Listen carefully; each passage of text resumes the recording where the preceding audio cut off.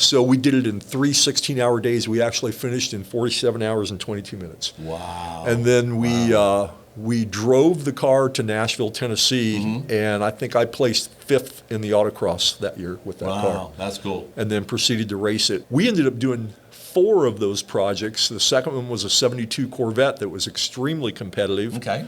And then we did 2 of them at Barrett-Jackson. We did a C10 truck, I don't remember the year, and then the last one was an orange second-gen Camaro, a 70 Camaro. Wow, wow. Hey, welcome to Car Guy Confessions, brought to you by ARP. I'm Jeff Smith. This is my car buddy Cam Benty and car builder Steve Strope, and we're going to tell you some stories. Welcome to another episode of Car Guy Confessions with Jeff Smith. We have a special deal today. We're at the Grand National Roadster Show, and we want to also thank our sponsors, arp-bolts.com. We're at the Roadster Show, Grand National Roadster Show in Pomona, and we want to thank John Buck and Kevin Doyle for helping us out with this whole thing. We've got a couple special guest stars. How long have we known each other? Bret Voelkel, man, it's been over 40 years. It has been. Good, bad, or indifferent. Yeah. But I think I met you. And your son Andy? And my son, right? our son so Andy. we're just going to kind of do a little history lesson and see where it's all been, because you've got a really interesting story. So we might just dive right in, right? Okay. So way back in the beginning when I met you, This was early 80s at probably DuQuoin? Or Springfield. It might have been, Or even Indy. I was thinking BDS. Oh, I was doing Street Machine Nationals way before that. I started for BDS in 1990. Okay. But I started doing the Street Machine Nationals in 1978 in Indianapolis. Okay. And I think we actually met, not officially, but in early, had to be at DuQuoin, so that would have been 87-ish. Yeah, okay. All right, cool. Yeah.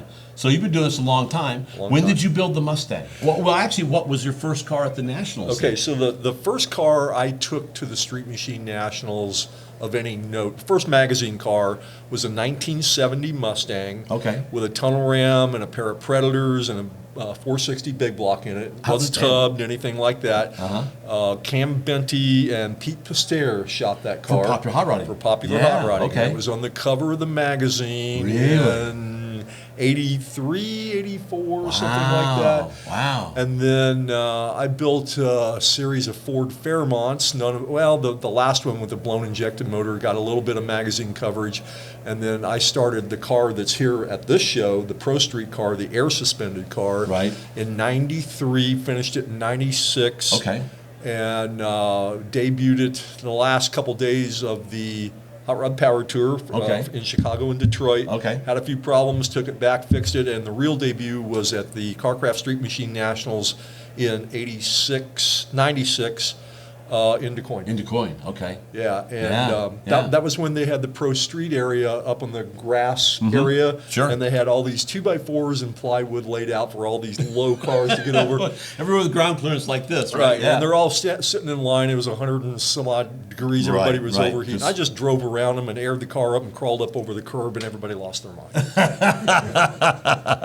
Very cool, very cool. That was fun. So that car's been built for 30 years? Yeah. Wow. Yeah. Wow. We campaigned that car really hard, 96 through about 99. I drove it across the country twice on the Hot Rod Power Tour. Really? Rob Kinnan rode with me the year that it started on the top of the Peterson Museum. Right, and everything on that car fell apart except the air suspension. We had fuel problems. We had mostly fuel delivery problems, to the extent I finally kicked the rods out of the motor in Kansas, and we had to haul the carcass home. Yikes. I think I remember that. Yeah. We had, I think the most unusual thing that happened on that trip, and this is luck, okay? So I took a piece of debris through the aluminum radiator on the top of, in Aspen there, and going into Eisenhower Tunnel. Okay. So we're going down the hill. We just coasted down the hill 13 miles. Yeah.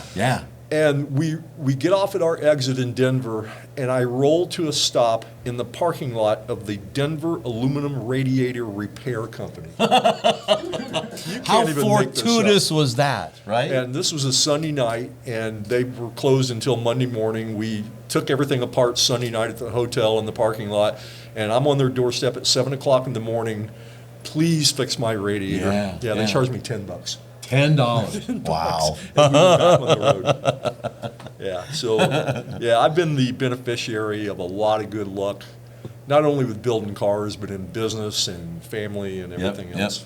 And there's millions of stories like that where because we were just talking with Kevin Ostie about losing the rod bearings in his Galaxy and putting rods in it overnight and stuff like that. It's almost like, when's the next round? You know, it's like, it was almost like that. And there's lots of stories like that. Yep. Yeah. That's the part you remember. You don't remember just nonchalantly cruising down the road necessarily, although at the time you really appreciate that because you're not laying under the car. But you really, you never forget the problems that you had. That's what makes the trip. So did you do any of the power tours? When I was a young kid, Yeah. I think the last one I did was when I was 13, 14, when we took the 33. Oh yeah, the 33 Ford. Yeah. We hauled it around, drove it some, but hauled it behind our motorhome. We spent a week together in the motorhome messing with that 33 Ford. That was a fun car. And the only reason why we did it with a motorhome was because one year he packed the whole family into what was at the time the Velocity Camaro. Okay. And really?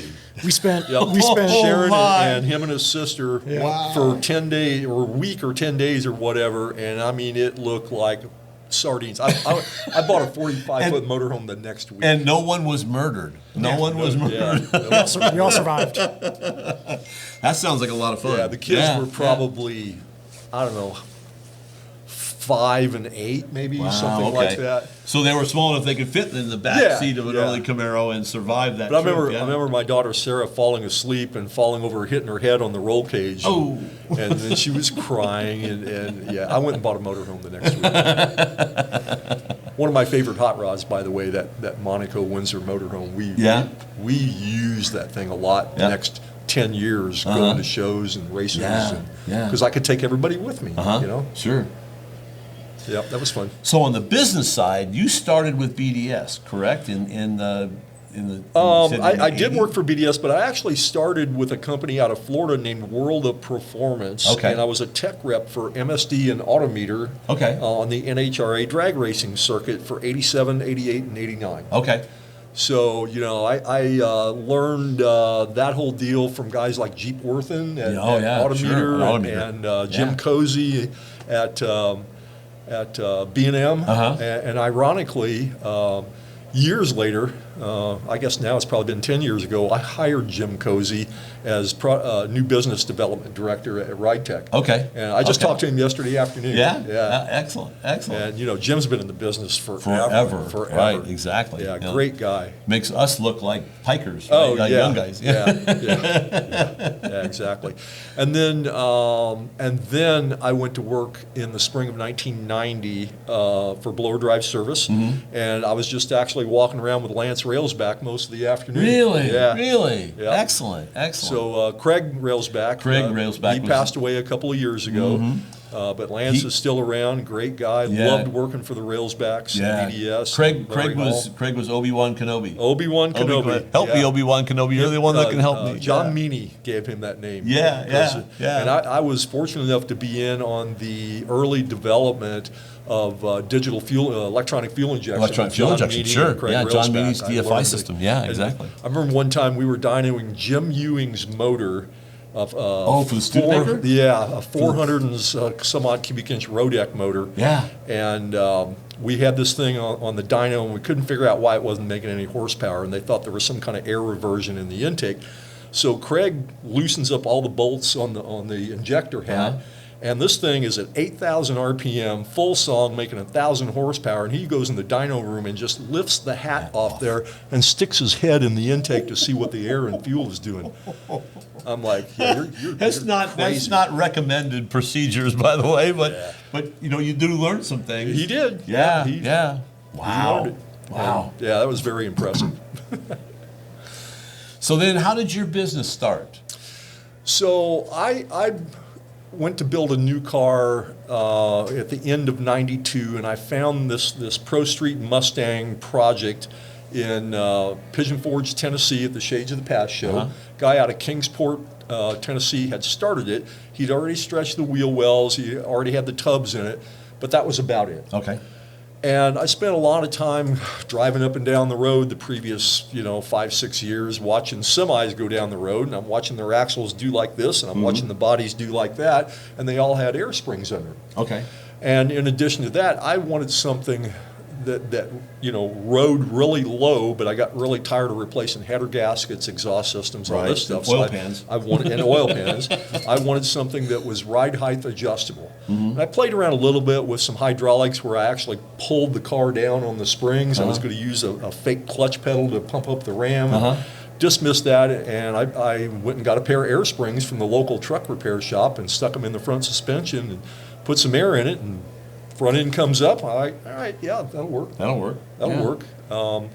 And then I went to Firestone there in Indianapolis, about 2 hours away, and I walked in the front door and asked to talk to somebody about air springs, and they give me the script that, well, you got to be a dealer, and it takes $100,000 buy-in to be a dealer, and I'm like, well, that more money than I'd ever seen at the time. So I literally walked around the building in Noblesville, Indiana, until I found an unlocked door, and I walked in there, and I'm going to find somebody who's going to talk to me about air springs, or I'm going to go to jail. And the first person I ran across was a guy named Paul Gibson. Okay. And fortunately, he was a hot rodder. He's still around. I just talked to him over Christmas. Yeah. And he was very interested in what I had done and was trying to do. And he took mercy on me, and he got me set up with Firestone direct at a price point I could deal with. Sure. And that is what launched Airide Technologies. Wow. Now, what year was that? 1996. 96. Yeah, 96. we incorporated, I think it was April 24th of 1996. Okay. Okay. And I come up with the name Airide Technologies because it was very descriptive, and frankly because it was A in the alphabet. So now you're at the first of you're at the well, top of the column. I had paid attention to your source box listings in the magazines. They're always alphabetical. Always alphabetical. Yep. I'm like, yeah, I want to be first. That was a good idea. Yeah. And then. We did really well with that. We developed the Shockwave in 1999, and then we got to where we were doing some military stuff, and we were doing some tubing fabrication for the military, and wanted to do more of it. And we found out that the military, because our name was Airide Technologies, they never considered us for doing tubular control arms or sway bars or anything like that. And there was a few other factors. We knew that we wanted to expand beyond just air suspension.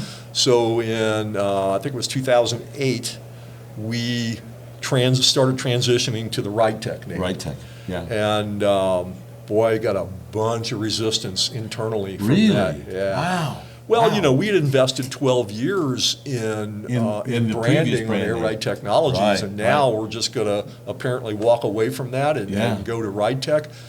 But the end result was it tripled the size of the company. Really? Yeah. Wow. I was afraid initially that the coilover product was going to cannibalize air. It did not. It actually helped air suspension. Okay. Because it gave people a choice. It did, and before they wouldn't even ask us what's better, air or coil, because they figured they knew what the answer was going to be. Now they would actually ask the question, and we could give them an intelligent answer. Sure. And I mean, frankly, air suspension is not for everybody. It's really not. Right. But it does solve a unique set of problems. Sure. Yeah. And a lot of that's almost like a personal thing too. It is, it is. And about that same time too, we got hooked up with Fox Racing Shocks as a shock supplier, and that was an extremely good relationship that actually culminated with us selling the company to Fox in 2019. Okay, about 5 years ago. Yeah, outstanding. So, and then I want to give you complete credit for this. That I don't know where this was exactly. But I know you were the guy that convinced the good guys to do autocrossing at their shows. Yeah. And I was an autocross racer, and I thought because I heard the story that you convinced them to do it. So let's try it and see because their shows were otherwise very static, right? Yeah, you're sitting around on the lawn chair. You're sitting on a lawn chair, and it's like, let's have some fun and then and introduce this the street machine market and the street rod market to autocrossing, and I think that's the reason that it's as popular as it is today, is because of those events, and that was all your idea. So that the birth of that actually went back about 3 years earlier. We had done an event called the Airide Technologies Street Challenge, where I brought a bunch of magazine editors out, and I think you were there. Yeah. And to drive, because the perception of air suspension at the time was it's only good for laying around in the parking lot. It really doesn't have any performance merits, which I knew was not true. True. And I needed a way to prove that to the world. So, we put together a deal with Putnam Park there west of Indianapolis, and I drug about a dozen of my cars up there and invited all the media. And, we thrashed on my cars for, I guess it was 2 days. Yeah. And it generated 45 pages of edit. I mean, you can't even put a price on that. Yeah, exactly. And exactly. It was a massive success. Yep. And we did that 3 years, 05, 6, and 7. Okay. And then after that, everybody said, well, I've been there, I've done that. So, participation was waning. I needed a way to bring that to the general public. So I went to Gary Metters and I said, hey, here's what I want to do. All I need is a piece of asphalt and for you to not call the cops when we start making noise. Yeah, yeah. And the first one was in Nashville, Tennessee in, I think, 07 or 08. Okay. And, we had, I don't know, 20 cars maybe. Of which about half of them were mine. But the big turning point, that was the year that Bob Johnson's orange Cuda debuted, that Alan Johnson had built, that real radical orange Cuda. Yeah. And he had his guy bring that thing to the autocross, and 2,000 people followed him. Wow. It was like the Pied Piper. Okay. And, that put us on the map. Okay. So the next year, first year, that was the only event. The next year we did 3 events. The next year we did 6 events, and then Good Guys took it over after that. And now it is what it is now. It is, yeah. And Des Moines is actually the largest track that they have because they have the most amount of area there, I think, isn't it? It's the largest one. Where at? In Des Moines. Yeah, probably. Yeah, either Des Moines or Columbus. Yeah, it's fun because a lot of times the course is really tight. Right. They had a reputation for really tight course, and then as it grew, they started dedicating more and more space to it. And I've seen as many as 150 cars run in Columbus. Yeah. We ran a lot of cars. That's what my 33 Ford was built for. We ran Chevelles, Camaros, C10 trucks. Yep. Early Impalas, we ran them all. And then in your 48-hour Camaro? 48-hour Camaro, that was a whole big project. Still have that car. Yeah. That car did really well for us. And that was called because you built it in 48 hours, correct? Yeah, so that project came as a result of a conversation at the Hooker Bar at SEMA in Las Vegas. With me and Chad Reynolds, and I can't remember, I think Matt Graves was in on that conversation. And there was probably a couple of cocktails involved. And That's where the best ideas come from, of course, right? Yeah. And I said that the state of the industry now is such that you could literally bolt together a competitive car in a weekend from a catalog. And somebody, called BS on that. Right. And so we decided to prove it. So we spent about 10 months planning it with a Gantt chart in 5-minute increments, and we set it up there at Ridetech. And we generated, we live streamed it. Because I was going to say, you live streamed that. We generated 1.4 million viewer minutes. Wow. On that. Wow. And my wife Sharon cooked for everybody. 3 meals a day, breakfast, lunch, and dinner. At first, we were going to do it in two 24-hour days. And I said, we need to break this up. First of all, we need sleep. Right. And second of all, I want to get another bite at the apple on shipping in case we forgot something. Okay. So we did it in 3 16-hour days. We actually finished in 47 hours and 22 minutes. Wow. And then we drove the car to Nashville, Tennessee, and I think I placed 5th in the autocross that year with that car. Wow, that's cool. And then proceeded to race it for the next 10 years. Yeah, that was a lot of fun. That was really, that was a very We cool ended up deal. doing 4 of those projects. And they're actually doing something similar here at the building where your car Building is at, 9, right? yeah. Yep. We ended up doing 4 of those projects. The second one was a 72 Corvette that was extremely competitive. Okay. And then we did 2 of them at Barrett-Jackson. We did a C10 truck, I don't remember the year, and then the last one was an orange second-gen Camaro, a 70 Camaro. Wow. Hey, we'd like to thank our sponsor, ARP-bolts.com. We got a fantastic little backdrop here. They make an outstanding series of bolts, almost anything you would need for engines, chassis, things like that. In fact, we were at lunch today, and a guy asked you about the bolt on the back of your shirt, and and I said, well, it's really about a head bolt. They neck the stem down of the bolt on a short, small block Chevy head bolt, so the clamp load is even across 3 different head bolt lengths on a small block Chevy. And, so that's the kind of technology that you get out of ARP. And we've all got stories on all that stuff. For a translation of what he said, call arpbolts.com. But the message is that you can't get any better than that. No, you cannot. There you go. Next. We'd like to thank our friends at InTheGarageMedia.com. They have 3 fantastic magazines. They've got Classic Truck Performance, they have Modern Rotting, and my favorite, All Chevy Performance with Nick, my buddy Nick, Oh, is you're the so editor. biased. So yes, of course. But it's a fantastic book. They're doing print media, which is of course our favorite. So In color and magazine. everything. in color and everything, and you can get your car on the cover of one of those books, which is Right. a fun that's a deal. lot. Great tech. Great written tech. by You know, and not others always that are written by me, famous but people. Yeah. Famous people Not have written all the always tech. written by me. That's right. Just So pick it check up and them read out it. at InTheGarageMedia.com, and they're our friends, and they will thank you.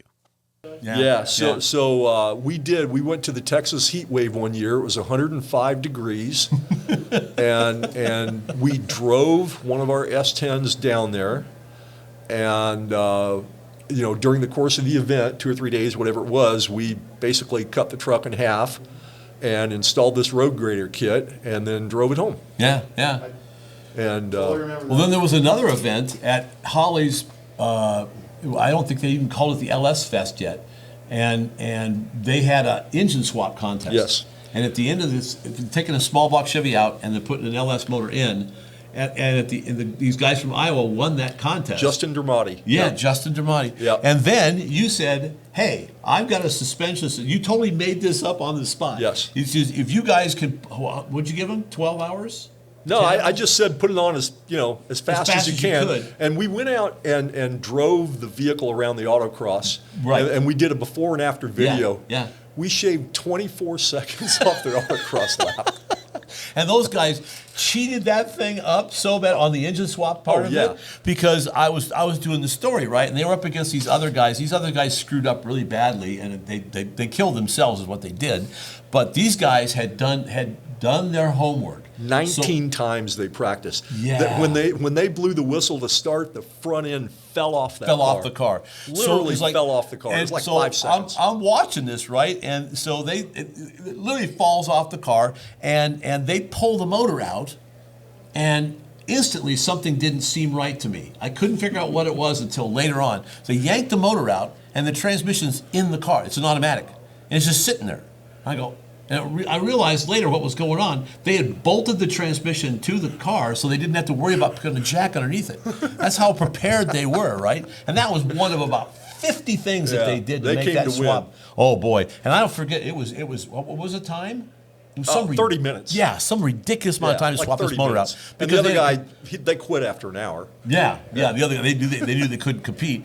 And then you said, if you can put I don't know which suspension system It was a regular coilover suspension. I happened to have a Chevelle. They had an Oldsmobile, I think. Yeah, that was an so I had Oldsmobile, an yeah. 8-body chassis on display in front of my booth. Yeah. I said, hey, if you'll bring your car over here and you'll put this suspension on it in front of my booth, I'll give it to you. And they were game, right? Oh, yeah, they and were went game. right at it. And the Holley thing was they couldn't use power tools; they could only use hand tools. And your deal, you didn't care. I didn't care. And they were Yeah. zipping bolts off. Yeah. And I remember that the guy that I was working with on the left rear corner, they couldn't get the lower control arm bolts out. They were just completely rusted in place because it was an Iowa car. Right. And so they were just cutting the bolts off, and he ran out of juice on the sawzall, the battery sawzall halfway through. over there with a hacksaw. But you know, I think So they much did it fun. in like 3.5 hours. Yeah. With no preparation. No prep or anything. whatsoever. Yeah. But So you did and a then great job. it took 20. I drove the car before and after, and I mean this thing was like driving Oh, a yeah, motor. it was- Oh my God, it was just It was your grandmother's sofa, right? yeah. And then drove it, again, and and I wasn't sandbagging it at all. I mean, it really did drive that bad before, and it drove that good afterwards. We didn't do an alignment. We did a toe check with a tape measure and a couple of yardsticks. I have no idea what kind of camber, what kind of caster. It didn't matter. Just threw it out there and it worked. And, Yeah. and you cut off how much time? 24 seconds. 24 There's seconds. video of it on the internet someplace. I'm sure there is. Yeah. Yeah, no, that's actually one of Ridetech's most viewed videos to this Is day. it? Yeah, really? No, I actually went and watched that video the other day. Yeah? Funny, Yeah. funny we're talking about Am it. I much right fun. on the 24 seconds? That's It what my was memory. something like that. Yeah, it was some Yeah. crazy Yeah. amount. But it's one of their most watched videos. Yeah. So Andy did marketing and stuff at Ridetech. Okay. Even in Yeah. high school and out of that under Well, sure. Yeah. Steve you probably got it Chrysos listed and, from and the very Scott beginning, Payne. right? Yeah, exactly. So he's 24 now, and everybody says, well, you probably you've got 6 or 8 years experience. He's really got about 20 years experience because we've been dragging him to car shows and making him work. This was your life, right? It's been my whole life, ever since I can remember. I mean, I was getting pushed around in one of the push cars that you see around here today. Yeah. Since I was 1, 2. Wow. Yeah, he kind of fussed in the early days about working at Ridetech. I had him sweeping floors and putting fasteners in bags, and said, "You can't make me work. It's against the law." I said, yeah, call your lawyer. Call your lawyer. Well, and I swore at the time too that I was never going to be into cars after I got out of high school, and I'm obsessed with them now. Totally immersed. Yeah, completely opposite of what I thought back then. So are you an autocross racer then? Not necessarily autocross anymore. I do a little bit of autocross, but I mainly do road course. Road course stuff. Yep. Okay. He does a lot of Gridlife stuff. Was third in the GT series in Gridlife GT class last year. Yep. Outstanding. So what kind of car? The past 3 years. Yeah. C8 Corvette. Okay. Huh? We bought a pair of. I had him in my C7 Z06, and he did really well with that. And then when the C8 stuff come out, I bought a couple of those, and that's when he immediately got faster than me. I mean, he just like the Vulcan mind meld with that car. And now, I mean, on a road course, he's, depending on the length of the course, anywhere from 3 to 6 or 7 seconds faster a lap than I am. He's just completely fearless. Wow. That's great. I knew that. And those cars are not easy to drive. Maybe it's because I'm an old analog guy. Yeah, you got to know how to set them up, man. Yeah, and I can just remember going to like Corvette long leads and put me in the car, and then they'd say, "You want to go for a ride with our works driver?" And then he's just blasting in the corners like 10 miles an hour faster than I am, and I'm thinking, this car is 100% faster than I am. I got 3 years worth of suspension development on that car. You just call me for the recipe. Yeah. Okay. All right. 63 more days. I just got a new Z06 too, so we'll see how that turns out. We'll see what kind of improvements they've done on that. So what do those things respond to besides stickier tires? The normal stuff. They're horribly undersprung. Because they have to balance it between ride quality. I basically tripled the spring rate, tripled the sway bar rate. Okay. Built some Delrin bushings for the control arms. Alcon developed a bigger set of brakes, which I didn't think it really needed bigger brakes, but I was wrong. The Alcon stuff is wonderful. Wow. Andy does a lot of digital marketing work for Lingenfelder. We work really closely with them on horsepower stuff. So his car is making about 620 naturally aspirated. Yahoo. Mine's making 1,000 with a supercharger. Okay. And I haven't got it back yet since the last supercharger upgrades from Lingenfelder. I'm really looking forward to that. That should be in the next couple of weeks. But we're going to do, we live in Phoenix now, and we have a membership down at Apex. So we're going to take my supercharged Z51 and the Z06, and I also have a new Turbo S Porsche. Okay. And we're going to do back-to-back runs with that and see what shakes out. Wow. It should be fun. So what's the thing on those Corvettes? Is it just you utilize the electronics that it gives you and the feedback from the system, or is it just a matter of just seat time? I actually hate the electronics. Really? Yeah, Really? that's like my worst enemy in that car. So you just take it all off? As much as I can, yeah. Okay, all right. But yeah, those cars, one thing you got to get used to is the mid-engine, right? So drives into corners a little bit differently, and it comes out of corners a little bit differently. Okay. So it's actually more like driving a go-kart. You're keeping your momentum more than like with a front engine car, you can kind of bury it and then use the front end to get the car through the corner. Complete opposite. Really? You gotta use the throttle to get out of the corner. Okay, all right. So you could just drive it out of the corner with the throttle in? For the most part, if you can get the right slip angle and the right pitch, yeah. Yeah. But that's the trick to those cars is finding the right slip angle Yeah. and then having the electronics not be mad at you for having slip Okay, angle. and then take it away at your last possible moment. Well, when you don't anticipate it. it'll pull power because it Okay. thinks you're going to spin out. But in reality, I'm like trying to give it power so it can spin, Right, and get right, through it, and right. rotate through the corner. Yes. So all those electronic nannies that you've got to get rid of, right? Yeah. Got to figure out a way around them. But once you drive the car, I would say in a competitive mode for a couple of events, you figure out what you can and can't do. Okay. You can't scare the brakes. Okay. You gotta let the brakes know that, hey, we're gonna go from like 5% to like 90 really quick. If you just jump at it at 90, it'll put it in ice mode. Oh, okay. So you gotta work around. So you have to kind of roll into it rather Yeah. than just stab it? Yeah, Okay. exactly. All right. It's- Which is probably stable for the car too, right? Yeah. Yeah, because it tends to hunker down and Right. Well, and it helps create a feeling where maybe you don't have to do 90%. Maybe it's like 80%, and you can feel the front tires grip up a little bit more. And it's still, even with a mid-engine car, it's that point where if you enter the corner right, the car kind of dances. Exactly. And that's where you want it to be. Exactly. Yeah, It's that's really hard to do. Yeah, that's it is. really hard to do consistently. Yeah. I used to run a friend of mine's race car at Willow Springs, and turn 9 is always the key, or turn 11 is the key, Yep. and it was like, maybe 1 out of 30 times I can get it right, where you hit the apex just right, the car bounces right out, and when that happens, boy, just slam on that throttle and just rockets down the straightaway, because you've generated another 100 feet of straightaway, because you're on the throttle at the apex. Exactly, and that's the big thing with the Corvette is trying to get the maximum exit distance. I'm so used to driving my old, my Chevelle where the engine hangs out of the nose, where Right. you touch the throttle and it kicks the tail out because it just wasn't stable. So I've always said I have driven every corner on this racetrack perfectly at one time or another, just never all of them in the same never lap. at the same time. Yeah, exactly. That's really hard to do. It is hard to do. And then you look at something like, because I'm a big IndyCar fan, because the competition in that series is so tight.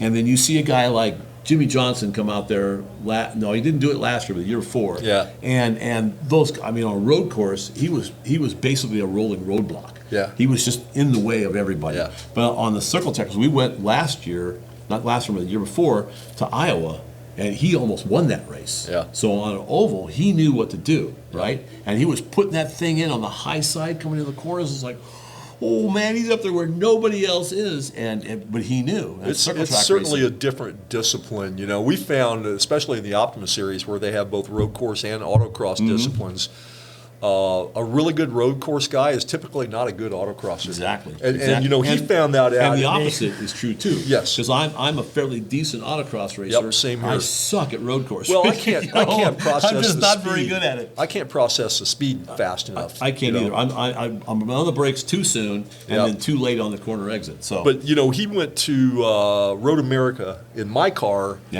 last year, and the first time he had autocrossed in about a year, he'd been doing all these road courses, and he's 2.5 seconds off the pace. And he's like, "What's wrong?"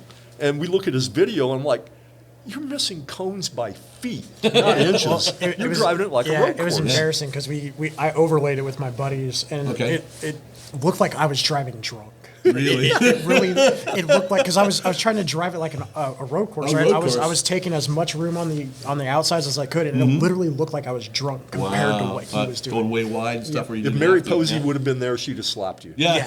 Absolutely. Sorry, Mary. You're doing this all wrong. Speaking of that, we did a deal. I drove one of your cars. It was at Del Mar. They had the Editor's Challenge. Yes. And I was supposed to be there. And what happened was I was driving my El Camino, my flamed El Camino. Right. And the sock on the inlet collapsed. and Oh, the yeah. car stalled on the freeway, so I had to get somebody to come get me, flatbed it back, and jumped in my little HHR, and I'm driving down. All my friends are calling me, where the go? You know, it's an hour. Where are you? Where are you? I'm not going to make it. I'm not going to make it. Not going to make it. So drive down there, just throw the car in the parking lot, run up there, pay $20, run inside. I come up the track. There was the next to the last guy was getting ready to drive one of the cars. And Mary grabs me, goes, where have you been, right? Drags me over and says, that corner right there is off camber. Watch out for that one because you'll spin the car, Right. and then go, right? You know? Which car did you drive? I don't remember. The Camaro. Oh, the yeah. Camaro. Yeah. So they had a front-wheel drive car, so I drove that first, because that's when I won the Shelley Slalom Series, was in a front-wheel drive car. So let me Right. get used to the track on in that car. So I had no time in the track. I saw it for like 3 minutes, Right. and they throw me in this car. I make a lap, and then they put me in Detroit Speed's Mustang. Oh, yeah. And Yeah. Kyle was in the car with me, and he goes, just drive it the way I tell you to. I said, yes, sir. So I drive that car, and I drove your Camaro last. I walk up to it, it's puking coolant on the ground. And you said, I don't know if this thing's got another lap left in it, because its tongue's hanging out. I go, look, can we do it? Well, they've and been, you said, yeah, yeah, no they've problem. been hot lapping the car for Forever. half an hour. Yeah, probably 45 minutes. Yeah. And so I'm bolting myself in the car, and my friend Tim Moore walks up, because he'd been there, and he's calling me every 5 minutes. What are you? Right? Get here, get here, get here. So he walks up, and he walks in, and he puts his head inside right in front of my face, and he goes, no pressure here, no pressure at all, but if you don't F this lap up, you can win this. Oh, shit, right? It's like, don't tell me that, right? So I'm thinking, and so I said, okay, and went out there, made a lap, and won the thing. Yeah. And it was, the only reason I won it was because Nick Licata was not there that year, because I finished second to him 3 times. Yeah, Nick three is times pretty in good that shoot. edit. Yeah, he's a really good he's good driver. shoot. And he was, I think his kid had a baseball game or something that Yeah, day. I think and so, so he yeah. couldn't be there. And I told him later, and I said, he says, you won it. And I went, yeah, it's because you weren't there. Because I would have finished second against you again. But that was a lot of fun driving your Camaro.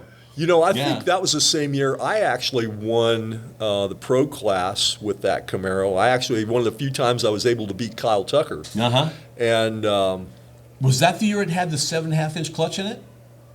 no. That car was your, never did that was have your that. Roadster. That was your Roadster. That had was the clutch in it. 33 that had Yeah, that in it. Yeah, okay. So I won the autocross, and they said, well, you got to go to the winner's circle. Mm-hmm. So I was just as a dig at Kyle. I called Kyle and I said, hey, they told me I got to go to the winner's circle. Can you tell me where that's at? I said, you son of a bitch. If you can't dig on your friends, man, who else is going You know, to? Yeah, Kyle's yeah. a great guy. Everybody He is perceived a we were wonderful guy. bitter enemies, but we weren't. We No. were rivals, but we played on each other Sure, so much. absolutely. We made each other better. Yeah, On the yeah. track and in business, and if it wouldn't have been for Detroit Speed, there would have been no reason to develop half the crap we did at Ridetech. Sure. Competition, that's what it's all about. Yep. Yeah, absolutely. Yeah, he's a Absolutely. great Stacy might guy. have been a different deal. Huh? Stacy might have been a different deal. Well, We don't got to talk about her. Stacy's a good girl. She really is, but But she's she. competitive as hell. She's Oh, competitive oh, as hell, yeah. and she Oh, always yeah. had a chip on her shoulder about being a female engineer, and Yep. I tell you what, I get along a whole lot better with Stacy since we both basically retired. I see Yeah. her now, and it's like, Yeah. she's Yeah. good. Yeah. We're all good. Oh, yeah, yeah. And that all came out of the stuff we did on Pro Touring. Yep. Because that all came from Mark Stilo. Yep. That we were on Power Tour together, and we were Yep. talking about the kind of car he was building, and we were and I said, well, if we're going to do this, if we're really going to get serious about this, we need a name, right? Like Pro Street, we got to hang something, hang on it. And then it was like 3 weeks later, he calls me on the phone. Mark calls me on the phone. Hey, Mark, how you doing? It's like, hey, I've got the term. It's like, what? What are we talking about? What term? He goes, the thing we talked about in the Camaro on Power Tour. I went, okay, I think I remember that conversation. And he goes, Pro Touring. And I went, oh my goodness. I mean, right off the bat, I knew that's what it was, right? And then we did it in I wish you would explain that to the people at Barrett Jackson, because they still say Resto Mod. And the hair stands up on my neck every it's time they just say it. terrible. And then we knew we had a winner when Pop Your Hot Rod came out with G machines. Yeah. So it was like they rubber stamp what we were doing, but they couldn't use our term, Right. which was fine. I didn't care. So It didn't I matter. think I'm of the opinion that the pro touring movement was a direct descendant of the pro street movement. Oh, absolutely. And the pro street movement, as you well know, was the only thing going in the 80s and even up through kind of the mid 90s. Sure. Yeah. But those cars, in general, were useless. Yes. They were a compromise They were in fairground queens. They were fairground Yep. queens. Yep. Almost all of them. Rod Sabori's car is probably a notable exception. And Scott Sullivan's 55. And that Scott we drove Sullivan's across country. 55, And that but- was the reason we did that. Right. Or he did that was Yep. because it was like, I'm tired of all these fairground queens. Let's build a car that you can drive. Well, a pro touring type car is definitely a much more well-rounded car. Oh, absolutely. I will say that in the last 5 to 7 years, the competitive autocross cars have gotten away from the street car roots yes. because they're heavily sprung. Yep. You know, now they got 1,000, 1,200 pound springs in them. They Yep.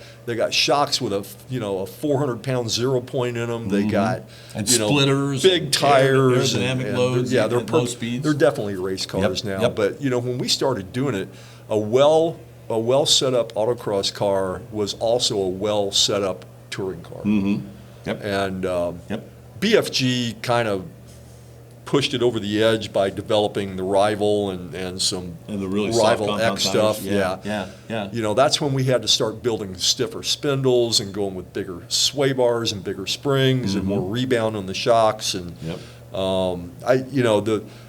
the one thing that I really pushed for with the Good Guys autocross deal was, for years, I said we need a 275 front tire width rule, and we need a 3,200 pound minimum weight rule. Yeah. Because we don't do that, these things are going to turn into race cars. And that's exactly what That's happened. it. Yep. That's exactly what happened. So, but that's inevitable. I mean, anytime you It do is. competition, Look at the fastest competition's street gonna car push the car- competition, Yeah, exactly. and all that. It's inevitable. They, You're right. they turned into race cars that you could drive on the street rather than the other way And around. then, pretty soon the next thing will come along, and Yep. it's all good. Yep, exactly. So I hadn't thought of it till we were sitting here talking about this. You were involved heavily on both ends, both Pro Street and then the whole Pro Touring movement. Well, I was involved personally in Pro Street. I mean, this Mustang here is really the only Pro Street car I ever built. But, my first Mustang was kind of Pro Street without the big tires. Depends on what your definition is. But I've been involved in the national hot rod scene since probably, I've been building cars since in high school in the mid-'70s, late 70s. And I started doing the Carcraft Street Machine Nationals in 78 or 79. Yeah.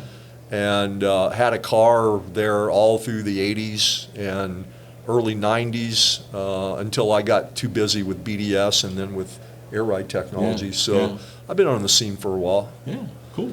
I told Andy all the time, he's like, how do you know so many people? I said, well, you hang around anywhere long enough, you get to know the players. You have to. And really, the industry's fairly small, really. It is. It is. It's much like a really giant family. It's like we just did MTMC just earlier this week, and it is. It's very much a family vibe because you know so many people if you do any work at all. And it doesn't suspension engine, it doesn't really matter. It doesn't really matter. all I always point to shock guys. If you're a shock guy and if you've not worked for Penske, you're not really a shock guy. Yeah. Well, this is cool. This has been a lot of fun. So It has. you're going to run Optima then with the Corvette? Is that what you're going to do? Or? We might do an event or two with Optima this year. We'll see, but predominantly Gridlife. Gridlife. Okay. Excellent. And he also does some stuff with Champ Car, with Yep. real race cars. Yeah, Really? I'm on a team called Turn End Concepts, and we do a couple Champ Car races every year. Really? Yep. Really? We'll be at Watkins Glen. With what car? Well, we got two cars, a Miata and a Porsche. Okay. A 911 Porsche. Wow. Outstanding. Yep. Well, good luck with that. That sounds like a lot of fun.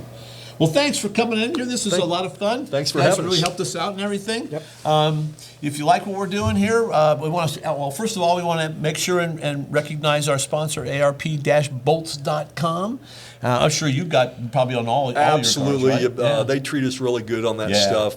Bob and those guys are just they're here for the fun. Yep, They yep. coincidentally make a great product. Absolutely. But they really know why they're making a great product. Exactly. They're a huge supporter of the We industry. got them on the C8s because the stock bolts were not good enough for Yeah, the we Yep. broke several wheel studs.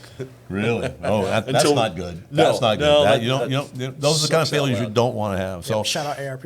yeah, so we want to thank them for their help and also the guys at the Grand National Roadster Show helping us out here. And if you like what we're doing here, keep watching. We'll keep telling you stories.